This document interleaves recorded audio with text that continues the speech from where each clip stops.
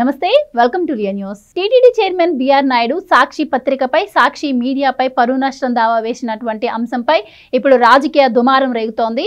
ఈ పరువు నష్టం కేసు అసలు మాకు లెక్కే లేదు అంటూ వైసీపీ కొట్టి పారేసింది. ఆ తర్వాత బిఆర్ నాయుడు గారు మళ్ళీ ప్రెస్ మీట్ పెట్టడం, అలాగే కరుణాకర్ రెడ్డిని ఉద్దేశించి, వైవి సుబ్బారెడ్డిని, అలాగే రోజాని ఉద్దేశించి మీరు చేసినటువంటి అవినీతిని నిరూపిస్తాను, మీరు బయటకు వచ్చి మాట్లాడగలరా, మీకు అంత దమ్ముంది అని చెప్పి ఆయన సవాల్ విసిరారు. అయితే దీనిపైన ఇటు భూమన కరుణాకర్ రెడ్డి గారు కావచ్చు, అంబటి రాంబాబు గారు కౌంటర్ ఇచ్చే ప్రయత్నం చేశారు. సో చంద్రబాబు గారికి వంత పాడటంతోనే బిఆర్ నాయుడుకి చైర్మన్ పోస్ట్ వచ్చింది అని చెప్పి వాళ్ళు అంటూ ఉన్నారు. అలాగే అంబటి రాంబాబు గారు బిఆర్ నాయుడు గారిని ఉద్దేశించి చాలా రకాల వ్యాఖ్యలు అయితే చేయడం జరిగింది. ఏదేమైతేనే ఓవరాల్గా ఇది పర్సనల్ అటాక్స్ వరకు వెళ్లే పరిస్థితి అయితే వచ్చింది. కాబట్టి ఇది ఏ మలుపు తిరగబోతుంది అన్న విషయాన్ని తెలుసుకుందాం. మనతో పాటు ఉన్నారు టీడీపీ యాక్టివిస్ట్ శశి గారు. నమస్కారం అండి. నమస్తే అండి. ఇప్పుడు ఈ తిరుమల అంశానికి సంబంధించి అసత్య కథనాలు ప్రచారం చేస్తున్నారు అని చెప్పి సాక్షి మీడియాపై, సాక్షి పత్రికపై బిఆర్ నాయుడు గారు పరువు నష్టం కేసు వేశారు. దీనికి సంబంధించి ఇటు అంబటి రాంబాబు గారు అలాగే కరుణాకర్ రెడ్డి గారు ప్రెస్ మీట్ పెట్టి బిఆర్ నాయుడు గారి మీద అనుచితంగా వ్యాఖ్యలు అయితే కొన్ని చేశారు. కొన్ని విమర్శలు వాళ్ళు కూడా చేయడం జరిగింది. సో ఇది అసలు తిరుమల ప్రతిష్ట అంశం పక్కదోవ పట్టి ఇది రాజకీయ దుమారం పరంగా వెళ్తూ ఉంది. ఎలా చూడొచ్చు అంటారు? మరి ఈ రోజు అంబటి గారు మాట్లాడినటువంటి వ్యాఖ్యలు మీరు కూడా వినే ఉంటారు.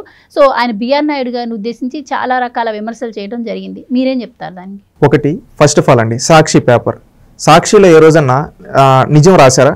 అన్ని అసత్యాలే కదా, అసత్య కథనాలే కదా. సాక్షి పేపర్ మొత్తం అసత్యాలతో నిండిపోయి ఉంటుంది. దాంట్లో ఏదన్నా కరెక్ట్ ఉందా అంటే ఆ రోజు డేట్ ఒకటి కరెక్ట్గా ఉంటుంది. అది సాక్షి కాదు, అసాక్షి.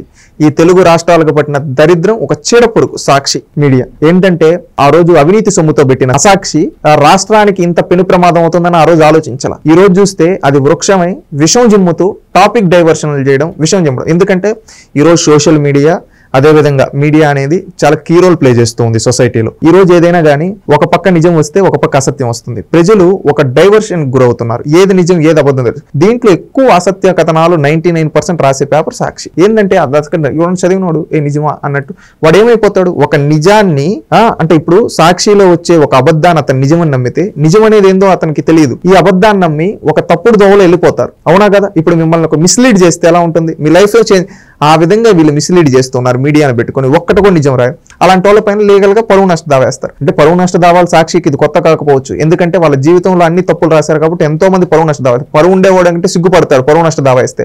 పరువే లేని సాక్షికి పరువు నష్ట దావాలు లెక్కలేకపోవచ్చు. కానీ సమాజంలో ఇది అందరూ గమనించాల్సింది ఏంటంటే వీళ్ళ బరితెగింపు ఎంతవరకు వచ్చిందంటే టీటీడీ పైన, సాక్షాత్తు వెంకటేశ్వర స్వామి పైన అసత్య కథనాలు అదే విధంగా రాసే విధంగా అయిపోయింది. ఇది గుర్తుపెట్టుకోవాల్సింది. ఈ రోజు అంబటి రాంబాబు కావచ్చు, భూమన కరుణాకర్ రెడ్డి గారు కావచ్చు, మీరేం పిల్లలు కాదని అలాగా. మీకు తెలుసు గతంలో 7 కొండల్ని 2 కొండలు 3 కొండలు అన్న వ్యక్తి ఏమైపోయాడో ఆ వెంకటేశ్వర స్వామికి తెలుసు. అవునా కదా? అక్కడ అదే వెంకటేశ్వర స్వామి పైన అన్యమతం ప్రచారాలు చేపించిన వ్యక్తికి నాకు తిరుగులేదు 30 ఏళ్ళు నేనే ఉంటా అన్న వ్యక్తిని ఎక్కడ కూర్చోబెట్టాడో ఆ వెంకటేశ్వర స్వామి మీకు తెలుసు. మీరందరూ చూస్తున్నారు. అదే వెంకటేశ్వర స్వామికి ట్రస్ట్ బోర్డు చైర్మన్ గా ఉండి తప్పుడు పనులు చేసిన ఎవరైతే భూమన కరుణాకర్ రెడ్డి ఉన్నారో, అదే విధంగా ఆనాటి ఈవో ధర్మారెడ్డి వాళ్ళ కుటుంబాల్లో జరిగిన సంఘటనలు మీకు తెలుసు. వాటి గురించి నేను ప్రస్తావించదలుచుకోలేదు. ఎందుకంటే అది వాళ్ళ మనస్సాక్షికి తెలుసు. దేవుడితో పెట్టుకుంటే ఏమవుతుందో. అదే వ్యక్తి దగ్గర బార్ లైసెన్సెస్ ఒక బార్కి ఇచ్చారు. రీసెంట్ గా కూటమి ప్రభుత్వం వచ్చిన టీడీపీ గవర్నమెంట్ వచ్చిన తర్వాత అవి రద్దు చేసింది. ఆ రోజు లైసెన్స్ ఇచ్చింది జగన్మోహన్ రెడ్డి. అది ఇచ్చిన దానికి దేవుడు ఏం చేశాడు, వాళ్ళని ఎక్కడ కూర్చోని పెట్టాడు తెలుసు కదా. తిరుపతిలో ఎంత చిత్తుగా ఓడించారో తెలుసు కదా. ఈ రోజు నువ్వు మాట్లాడుతూ ఉన్నారు సిగ్గు లేకుండా. బిఆర్ నాయుడు గారి గురించి మాట్లాడే స్థాయి ఇది కాదు. బిఆర్ నాయుడు గారు అంచెలంచెలుగా ఒక సాధారణ రైతు కుటుంబంలో పుట్టి అంచెలంచెలుగా ఎదిగి ఈ రోజు ఆయన ఒక సామ్రాజ్యాన్ని స్థాపించాడు. ఓవర్ నైట్ రాలేదంటే అంబటి గారు ఏమంటున్నారంటే అసలు బిఆర్ నాయుడుకి తిరుమల గురించి మాట్లాడే హక్కే లేదు. అసలు ఆయన టీటీడీ చైర్మన్ కూడా అయ్యింది మీడియా పెట్టుకొని చంద్రబాబు గారిని పొగడడం వల్ల ఆయనకు ఆ పోస్ట్ ఇచ్చారని అంటమే కాకుండా అసలు బిఆర్ నాయుడుకి భూమన కరుణాకర్ రెడ్డిని అనే అర్హత లేదు. భూమన కరుణాకర్ రెడ్డి 2 సార్లు శాసనసభకి ఎన్నికయ్యారు, 2 సార్లు టీటీడీ చైర్మన్గా చేశారు. ఆయన తిరుమలలో ఎన్నో విప్లవాత్మక మార్పులు తీసుకొచ్చారు. అలాంటి వ్యక్తిని పట్టుకుని వాడు వీడు అనడం ఏంటి అని చెప్పి ఒకటి బిఆర్ నాయుడు గారికి భూమన కరుణాకర్ రెడ్డి గారికి కంపారిజన్ చేద్దాం. బిఆర్ నాయుడు గారు చిత్తూరు జిల్లా వాసి, ఉమ్మడి చిత్తూరు జిల్లా. తిరుమలకి తిరుపతి ఇప్పుడు మనం కొన్ని విలేజెస్ ఉంటాయండి ఆ చుట్టుపక్కల. చంద్రబాబు నాయుడు గారి విలేజ్ కావచ్చు, ఇంకా కొంచెం దూరంకి వెళ్తే ఆ పుత్తూరు సైడ్ ఈ విధంగా అక్కడ ఒక విలేజ్ లో సాధారణ కుటుంబంలో జన్మించి చదువుకొని ఆ రోజుల్లోనే కష్టపడి ఉద్యోగం తెచ్చుకొని సంపాదించుకొని ఒక్కొక్క మెట్టు ఎక్కుతూ తానుకున్న దాంట్లో కొంచెం సమాజానికి ఇస్తూ ఎంతో మందిని తాను ఎంచుకున్న రంగంలో ఎక్కుతూ ఒక ఛానల్లో పెట్టి ఈ విధంగా ఎదిగాడు బిఆర్ నాయుడు గారు. భూమన కరుణాకర్ రెడ్డి ఎలా ఎదిగాడు? రాజశేఖర్ రెడ్డి కుటుంబంతో కదా. రాజశేఖర్ రెడ్డి కుటుంబంకి భూమన కరుణాకర్ రెడ్డికి ఉన్న బంధం ఏంటి, అనుబంధం ఏంటి, వైఎస్ కుటుంబంతో వియ్యం ఎలా వచ్చింది, వీటి గురించి కూడా మాట్లాడదాం.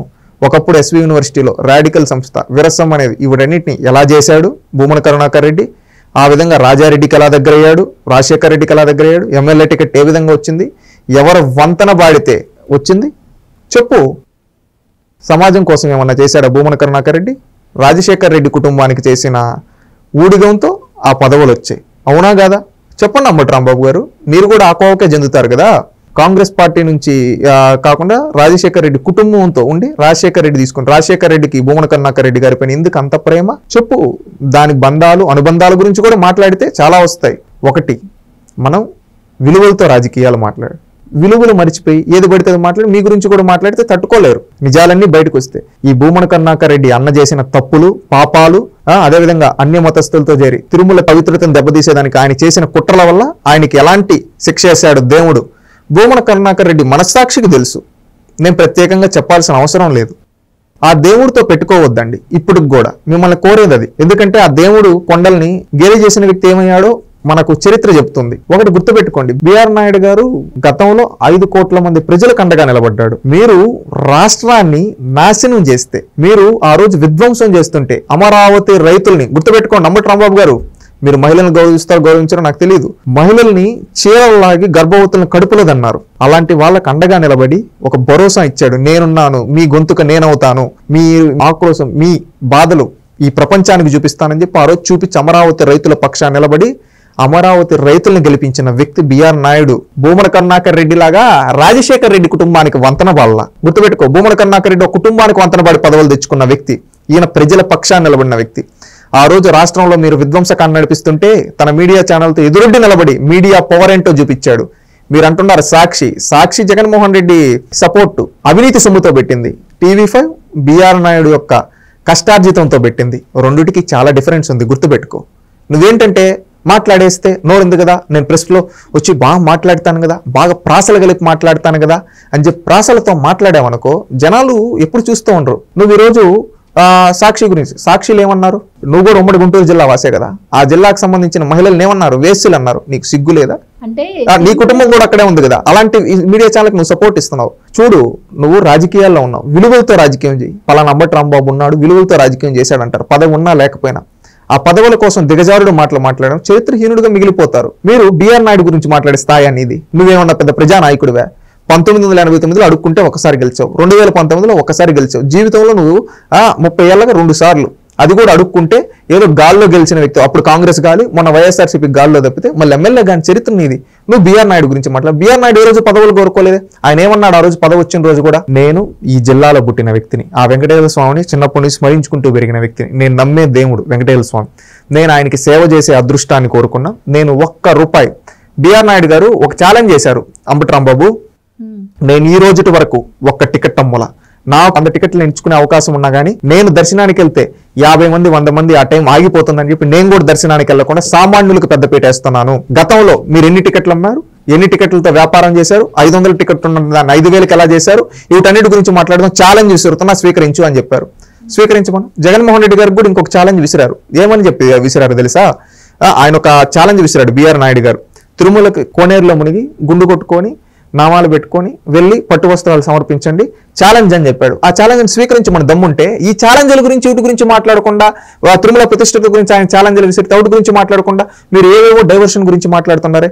ఇప్పుడు డైవర్షన్ దేవదేవుడితో పెట్టుకుంటే ఏమవుతుందో తెలుసు. ఒకటి, ఆ వెంకటేశ్వర స్వామి జోలికి వచ్చి ఎవరు వచ్చినా క్షమించుడు, నువ్వు కూడా తప్పులు మాట్లాడుతున్నావు, ఆ దేవుడు క్షమించడు. ఆ వెంకటేశ్వర స్వామికి తప్పు జరిగితే తప్పు అని చెప్పు, మంచి జరిగితే మంచి అని చెప్పు. ఒకప్పుడు తిరుమల ప్రతిష్టను దెబ్బతీసింది మీరు కదా, అన్య మతస్థుల ప్రచారానికి వెళ్ళింది మీ హయాంలో కాదా? అదేవిధంగా అన్య మతస్థులకు అక్కడ ఉద్యోగాలు కల్పించింది మీరు కాదా? ఇంకొకటి, తిరుమలలో మాంసాహారానికి సంబంధించి కొన్ని ఫుడ్స్ అప్పుడు దొరికింది, అప్పుడు వాస్తవం కాదా? ఇవన్నీ మీ హయాంలో ఏం చేశారు దానికి సమాధానం చెప్పండి. దీనికి సమాధానాలు చెప్పరు ఎవరు? మన జగన్మోహన్ రెడ్డి గారు చెప్పరు, అంబటి రాంబాబు గారు చెప్పరు, భూమన కరుణాకర్ రెడ్డి గారు చెప్పరు. తిరుమలలో జరిగినటువంటి తొక్కిసలాట నిజం కాదా? గోవులు చనిపోయే అంశం నిజం కాదా? అది చేపించిందంతా భూమన కరుణాకర్ రెడ్డి. చూడండి, పోతే చనిపోయిన మనుషులను తిరిగి తీసుకురాగలమా అని చెప్పి బిఆర్ నాయుడు అన్నది నిజం కదా? ఇవన్నీ కదా మేము సాక్షిలో ప్రచురించాము, దానిలో తప్పే ఉంది అని చెప్పి. ఒకటి, సాక్షులు అవి మాత్రమే ప్రచురించారా? ఆ స్టాంపేడ్ జరగడానికి మీరు కారణం అని చెప్పి సాక్షాత్తు ప్రూఫ్ తో పెట్టాడు బిఆర్ నాయుడు గారు. దాని గురించి మాట్లాడండి. భూమన కరుణాకర్ రెడ్డి బంధువుతో గోవుల్ని చంపించింది వాస్తవం కాదా?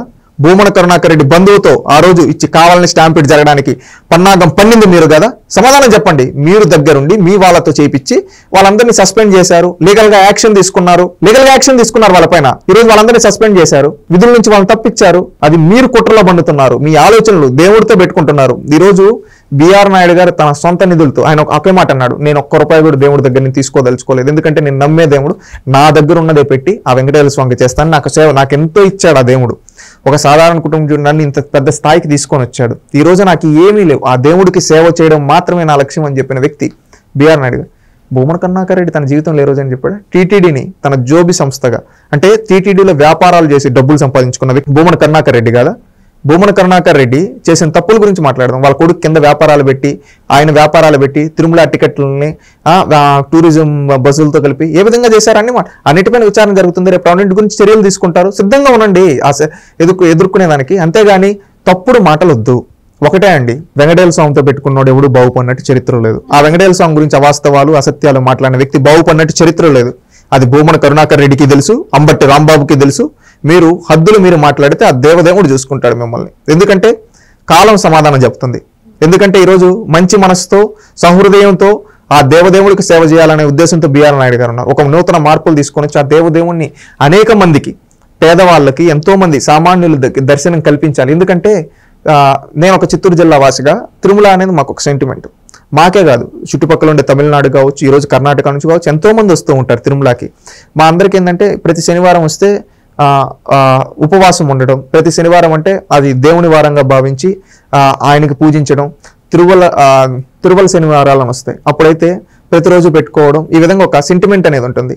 ఆ జిల్లా నుంచి వచ్చిన వాసిగా బిఆర్ నాయుడు గారికి అవన్నీ తెలుసు. ఆ సెంటిమెంట్స్తో, కమిట్మెంట్తో ఆ దేవుడికి సేవ చేయాలి అనే భావనతో ఆయన సేవ చేస్తున్నాడు. ఎందుకంటే చిన్నప్పటి నుంచి ఆ దేవుడిని స్మరించుకుంటూ ఆయన పాదాల చెంత పెరిగిన వాళ్ళం మేమంతా. ఆయన మంచి హృదయం ఉంటుంది. అంతేగాని భూమన కరుణాకర్ రెడ్డి లాగా వేరే మతాన్ని వాళ్ళతో తప్పుడు ప్రచారాలు చేపిల తిరుమల రాడికల్ సంస్థతో మాకు సంబంధాలు లేవు, నక్సలైట్లతో మాకు సంబంధాలు లేవు. అదేవిధంగా దేవుడి పైన, తిరుమలలో వెంకటేశ్వర స్వామి పైన తప్పుడు కథనాలు మేము రాయిపీలా. గుర్తుపెట్టుకో, నీ చరిత్ర తెలుసుకో. ఈరోజు అధికారాన్ని సంపాదించుకుని, పదవులు సంపాదించుకుని, వ్యాపార సామ్రాజ్యాలుగా మార్చుకున్న చరిత్ర మీది. భూమన కరుణాకర్ రెడ్డికి ఆ దేవుడు ఎలాంటి శిక్ష చేశాడో ఆయన మనస్సాక్షికి తెలుసు. ఆయన దొంగ ప్రమాణాలు చేస్తాడు వెంకటేశ్వర స్వామి పైన, ఆ దేవుడే చూసుకుంటాడు. ఎందుకంటే దేవుడి పైన దొంగ ప్రమాణాలు చేస్తే ఏమైపోతాడో రేపు కాలం సమాధానం చెప్తుంది. గుర్తుపెట్టుకోండి.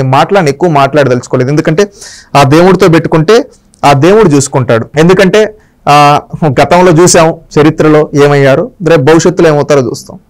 ఎందుకంటే వెంకటేశ్వర స్వామిని నమ్మితే ఆ వెంకటేశ్వర స్వామి కాపాడుతాడు. దానికి ఉదాహరణ చంద్రబాబు నాయుడు గారు.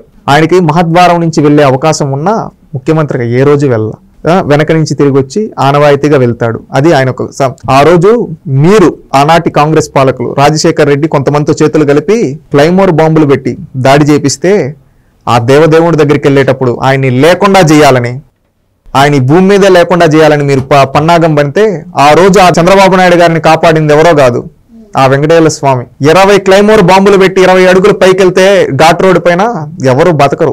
కానీ ఆ రోజు చంద్రబాబు నాయుడు గారు బతికారంటే ఆ రోజు ఆయన్ని కాపాడింది మరొకరు కాదు, ఆ వెంకటేశ్వర స్వామి. అదే వెంకటేశ్వర స్వామిని, ఆ కొండల్ని అవమానించిన వ్యక్తిని ఏం చేశాడు ఆ భగవంతుడు చూసాం. దీనికన్నా నేను ఎక్కువ మాట్లాడదలుచుకోలేదు. ఇకనైనా బుద్ధి తెచ్చుకొని ఆ దేవుణ్ణి క్షమాపణ కోరండి. రాజకీయాలు చేయండి, మంచిగా రాజకీయాలు చేయండి, ప్రజల కోసం ఉపయోగించండి. దేవుడితో రాజకీయం చేయొద్దు, కాలగర్భంలో కలిసిపోతారు. రైట్ అండి, థ్యాంక్ యూ అండి. Please subscribe to Leo news for more videos.